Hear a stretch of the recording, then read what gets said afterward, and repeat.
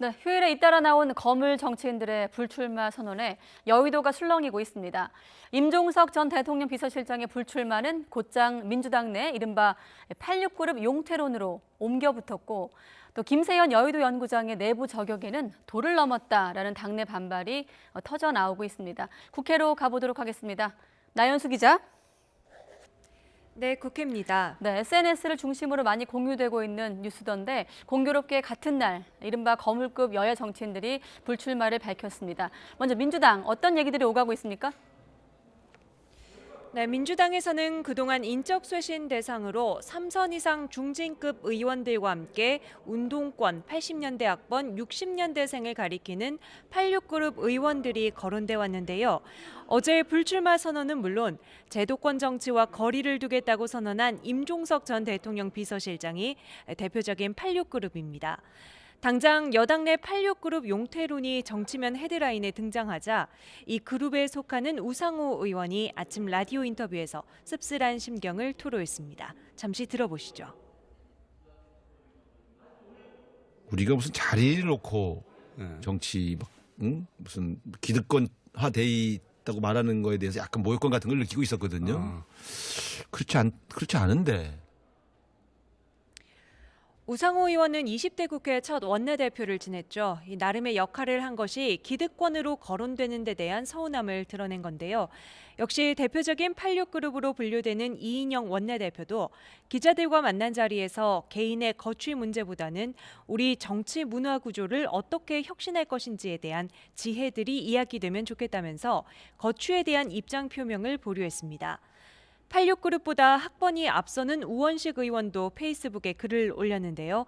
학생운동 출신 의원들의 집단적 헌신성은 어떤 정치 세력과도 비교할 수 없다며 이들을 기득권으로 매도하는 것은 민주개혁 세력의 분열로 이어질 것이라고 경계했습니다.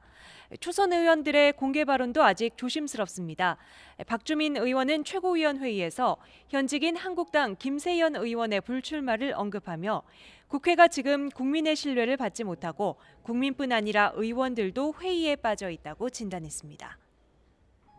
네, 아무래도 임 전 실장이야 개인의 거취와 계획만 밝혔기 때문에 당 입장에서 바로 이렇게 86그룹 거취를 묻는 것으로 연결하는 건 좀 부담스러울 수 있을 것 같고요. 하지만 한국당 김세연 의원의 경우는 직접 당 또 지도부를 겨냥하지 않았습니까? 네, 오늘 아침 YTN 취재진이 한 의원에게 전화를 걸었더니 안녕하십니까, 좀비입니다라고 인사를 했다고 합니다. 어제 김세연 의원이 불출마를 선언하는 기자회견에서 한국당은 민폐다, 좀비다 이런 극단적인 표현까지 쓰면서 당 쇄신을 요구했죠. 한국당 의원들의 허탈감과 자조가 그대로 느껴지는 아침 인사였는데요. 여기 그치지 않고 김세연 의원이 도를 넘은 것 아니냐 이런 불만이 점차 당내에서 불거지고 있습니다.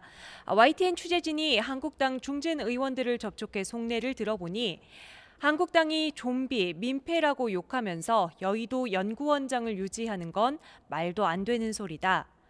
또 한국당을 탈당했다가 다시 돌아와 놓고 좀비 정당 운운하는 건 자기 모순이다.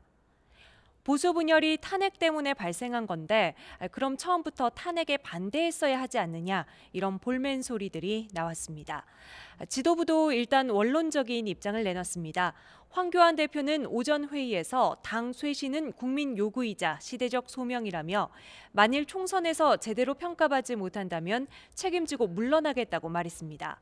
나경원 원내대표 역시 김 의원의 이야기는 충정이라고 생각한다며 원내대표 소명을 다한 후에는 어떤 것에도 연연하지 않겠다고 답해 당장의 사퇴나 불출마 선언에는 즉답을 피했습니다. 다만 최고위원 회의에서는 평소보다 쓴소리가 이어졌습니다.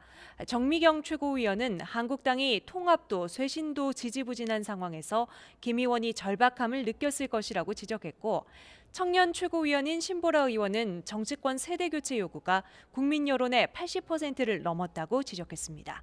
지금까지 국회에서 전해드렸습니다.